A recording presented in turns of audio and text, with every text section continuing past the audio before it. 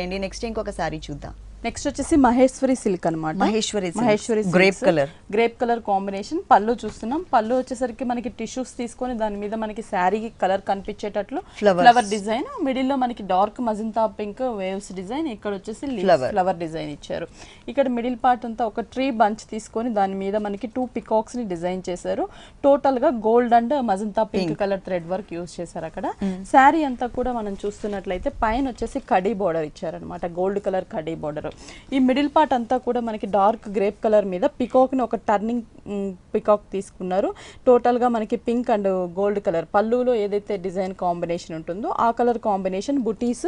శారీ అంతా కూడా దగ్గరగా డిజైన్ చేశారండి. ఆల్ ఓవర్ ఉంటుంది మనకి.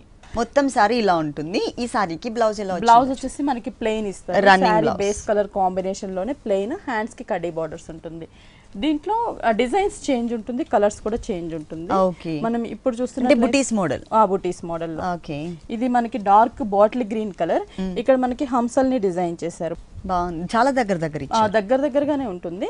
మనకి ఇక్కడ కూడా పింక్ అండ్ అంటే ఈ హంస నీట్ గా డిజైన్ చేశారు. గోల్డ్ కలర్ కడీ బోర్డర్స్ ఉంటాయి అన్నమాట. పళ్ళు వచ్చేసరికి మనకి హంసల్ని కొంచెం బిగ్ సైజ్ లో డిజైన్ చేశారు. ఇది మనకి శారీ వస్తుంది. బ్లౌజ్ మాత్రం రన్నింగ్. ఇంకొక కలర్ ఇలా ఇచ్చారు.